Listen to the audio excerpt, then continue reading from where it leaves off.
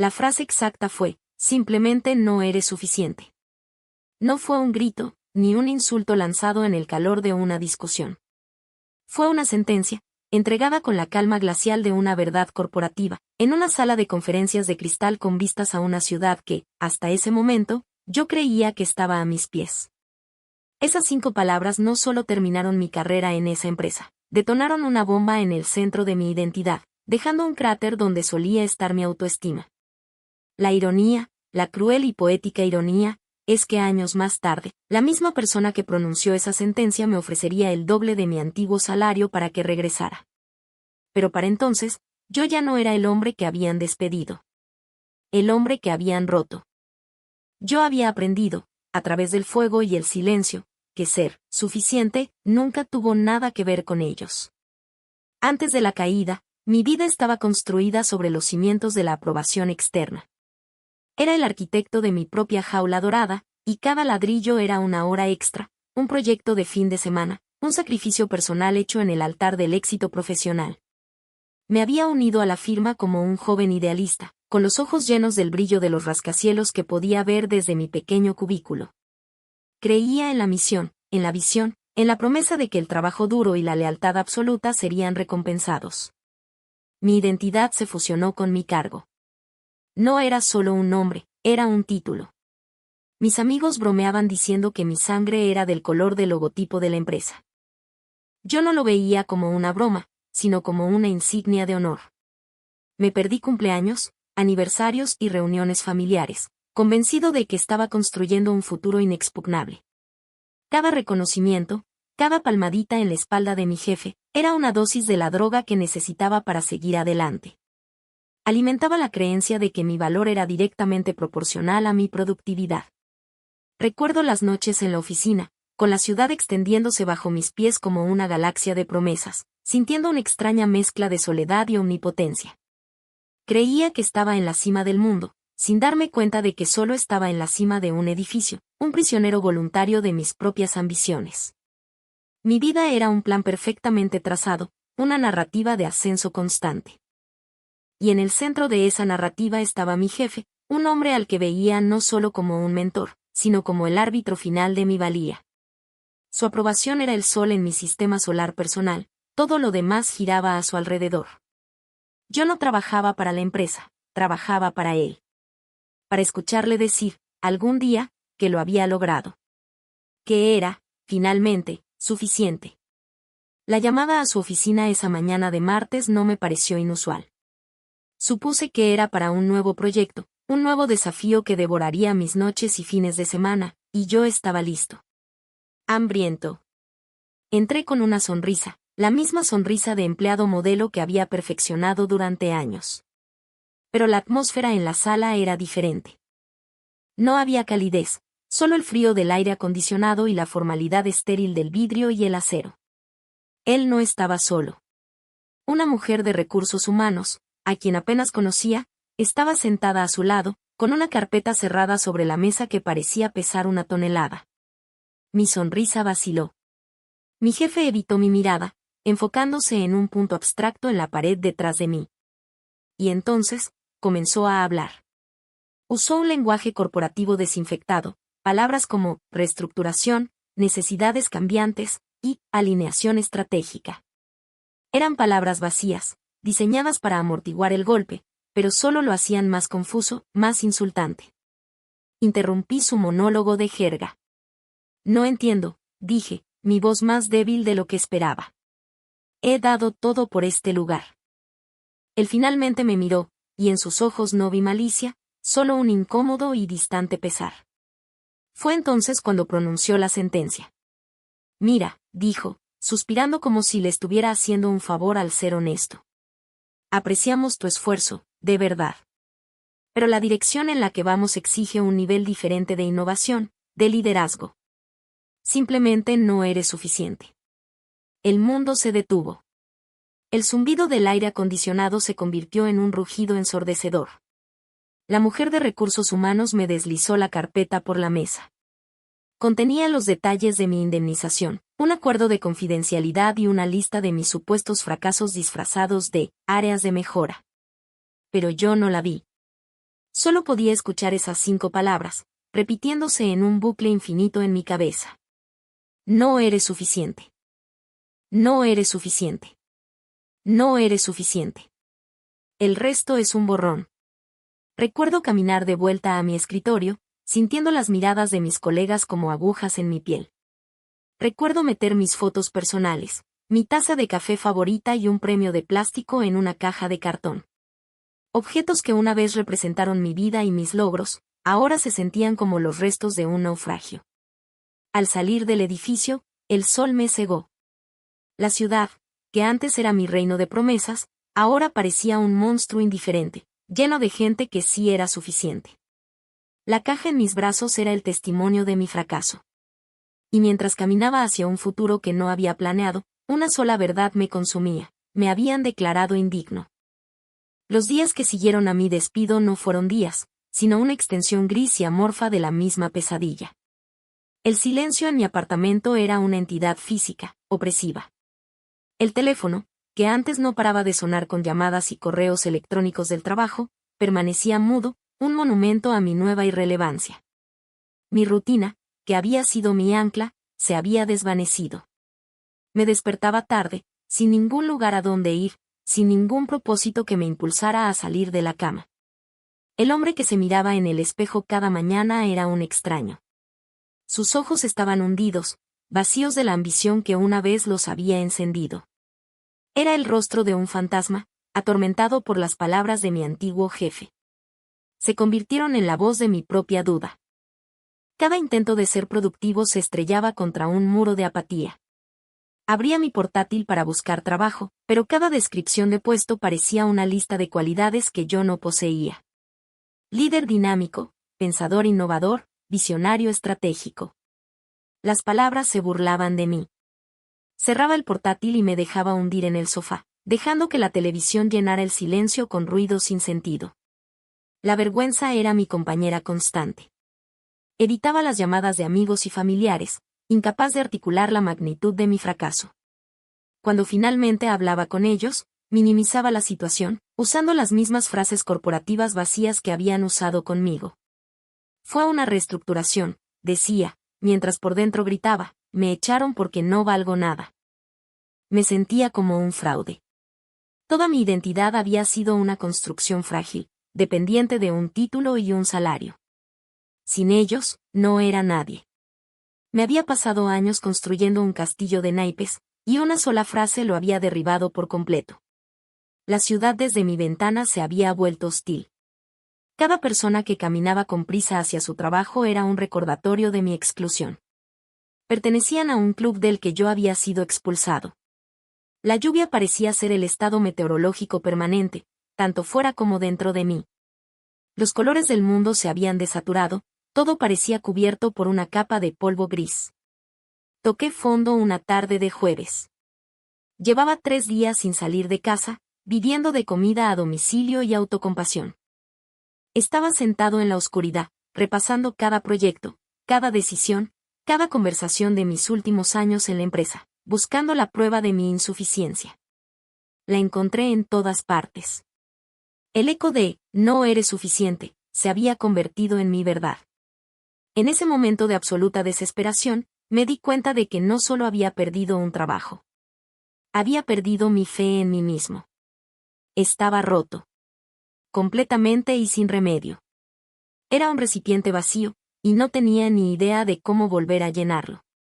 La caída no fue solo profesional, fue existencial.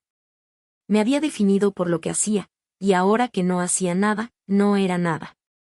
Estaba perdido en un océano de inutilidad, y no veía ninguna orilla a la vista. El punto de inflexión no llegó como un relámpago de claridad, ni como una epifanía dramática. Llegó como un susurro, en medio del ruido de mi propia desesperación. Fue un día, mientras limpiaba mi apartamento en un intento inútil de poner algo de orden en mi caótica vida, que encontré una vieja caja de madera escondida en el fondo de un armario. Estaba cubierta de polvo, olvidada. Dentro estaban las herramientas de mi abuelo. Herramientas de carpintería. Sierras manuales, cinceles, cepillos de madera con mangos gastados por décadas de uso.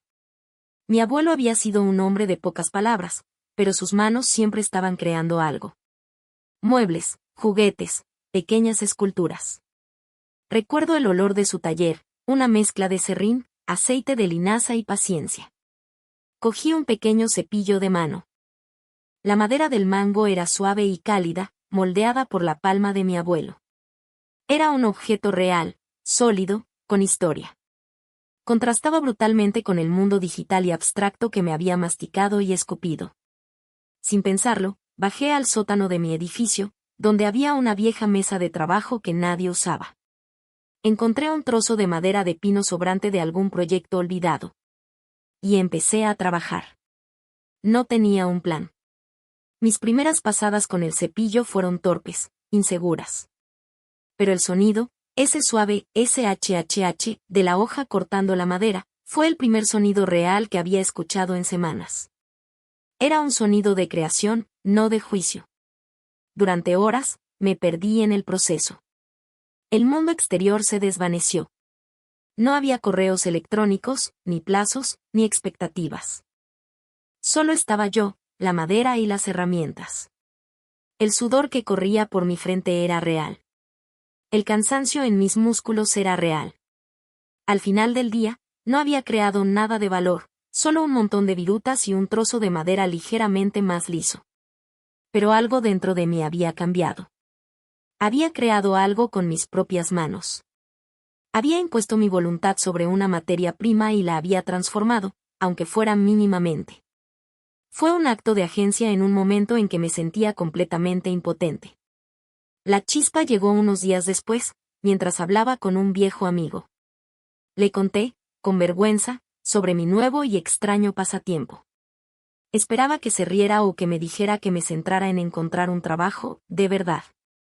En cambio, me escuchó atentamente y luego dijo algo que se quedó grabado en mí.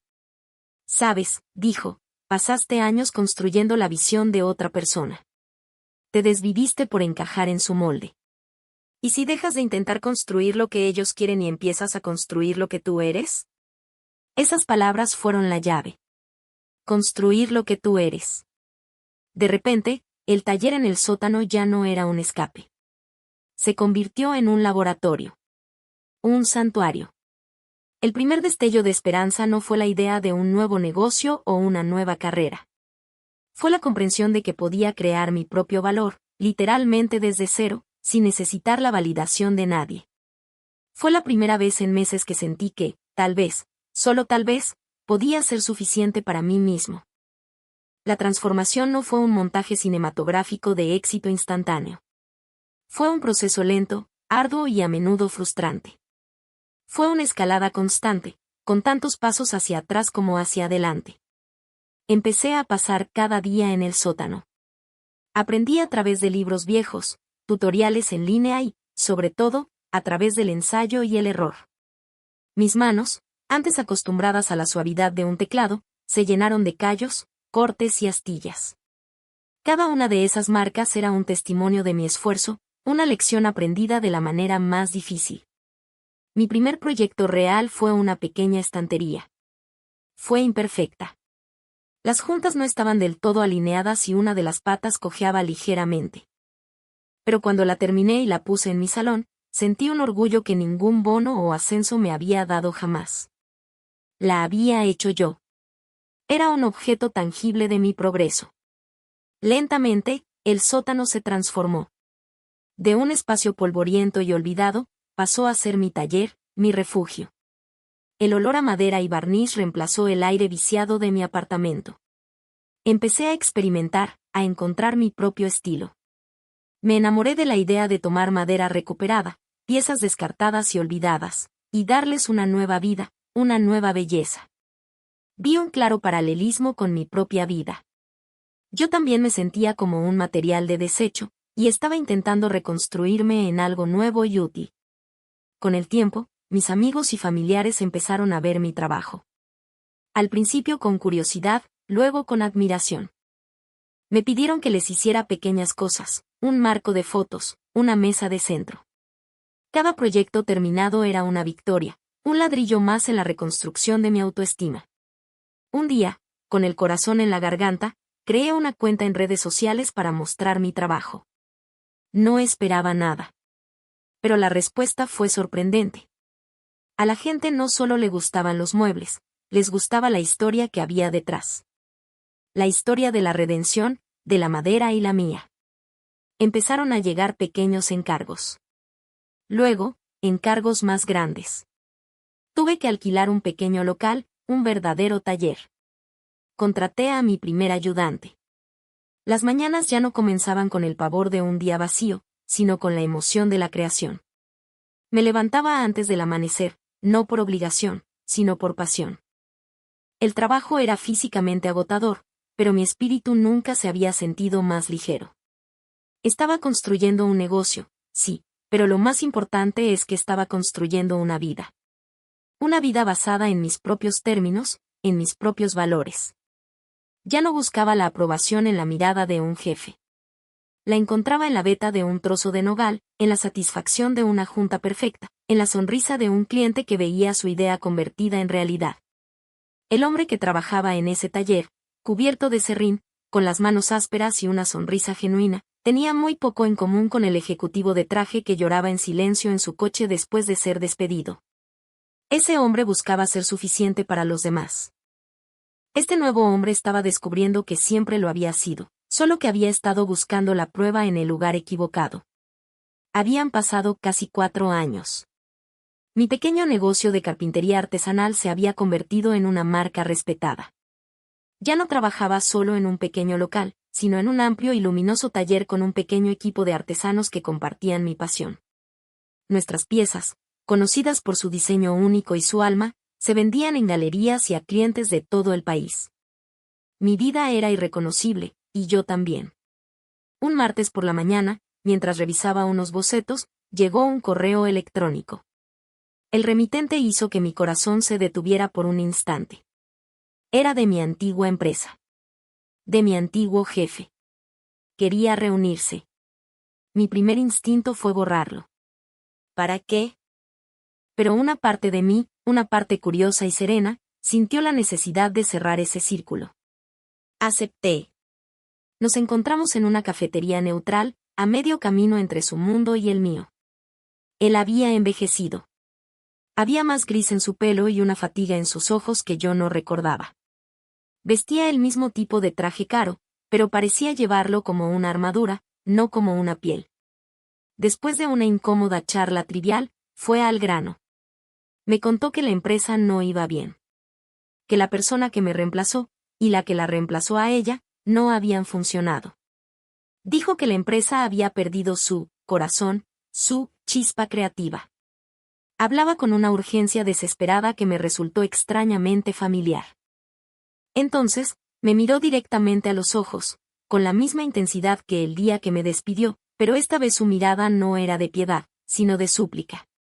Queremos que vuelvas, dijo, su voz baja y seria.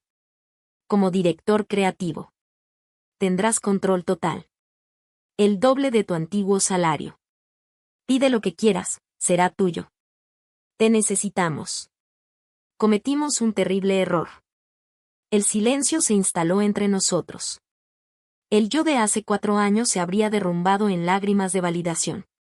Habría visto esta oferta como la redención definitiva, la prueba de que, después de todo, sí era suficiente. Pero yo ya no era ese hombre. Lo miré con calma, sin rastro de la ira o el dolor que una vez me consumieron. Vi a un hombre atrapado en el mismo sistema que casi me destruye. Sentí una extraña punzada de compasión por él. Gracias por la oferta, dije, y mi voz era firme, tranquila. Es generosa. Pero he pasado los últimos años construyendo algo. Algo mío. Con mis propias manos. Hice una pausa, eligiendo mis palabras con cuidado. El día que me despediste, me dijiste que no era suficiente. Y durante mucho tiempo, te creí. Esa creencia casi me aniquila. Pero me obligó a encontrar una manera de ser suficiente para mí mismo, sin la necesidad de un título o la aprobación de alguien. Descubrí que mi valor no estaba en una hoja de cálculo de rendimiento. Me incliné ligeramente hacia adelante. Lo que he construido, continué, puede que no tenga el tamaño de tu empresa, pero tiene un alma. Tiene mi alma. Y eso es algo que no está en venta, por ningún precio. Me levanté, dejando mi café intacto sobre la mesa. Te deseo suerte, dije sinceramente. Pero mi trabajo está en otra parte ahora. Al darme la vuelta y salir de esa cafetería, dejando atrás a mi pasado, no sentí triunfo ni arrogancia. Sentí paz. Una profunda y absoluta paz. La redención no había sido su oferta. La redención había sido mi capacidad para rechazarla. De vuelta en mi taller, el aire olía a cedro y a posibilidades. La luz del sol entraba a raudales por los grandes ventanales, iluminando el polvo que danzaba en el aire como pequeñas estrellas. Cogí un trozo de madera, sintiendo su textura, su peso, su historia. Y entendí la lección más profunda de todo mi viaje. Aquel despido, aquella frase que me rompió, no fue el final de mi historia. Fue el violento y necesario catalizador de mi verdadero comienzo. Me despojaron de todo lo que creía ser para que pudiera descubrir quién era realmente. Me empujaron a un abismo para que pudiera aprender a construir mis propias alas. La herida más profunda se convirtió en la fuente de mi mayor fortaleza. Si estás escuchando esto, si alguna vez te has sentido pequeño, invisible, o si alguien te ha dicho, con palabras o con acciones, que no eres suficiente, quiero que escuches con atención. Tu valor no es una mercancía que otros puedan tasar. No se encuentra en un cargo, en una cuenta bancaria o en la opinión de una persona que apenas ve más allá de sus propias limitaciones. Tu valor es innato. Reside en tu capacidad de crear, de amar, de levantarte una vez más después de haber caído. Reside en la autenticidad con la que vives tu vida. No dejes que el juicio de otros se convierta en tu realidad. El hecho de que no encajes en su molde no significa que estés roto, significa que tienes tu propia forma. Una forma única y necesaria. La verdadera redención no llega cuando las personas que te hicieron daño vuelven a buscarte. La verdadera redención llega cuando te das cuenta de que ya no los necesitas para sentirte completo. Así que construye. Construye tu vida, tu pasión, tu paz. Con tus propias manos. Y crea algo tan sólido, tan verdadero y tan tuyo, que ninguna tormenta externa pueda volver a derribarlo jamás. Porque tú, exactamente como eres, con tus cicatrices y tus sueños, siempre has sido, y siempre serás, más que suficiente.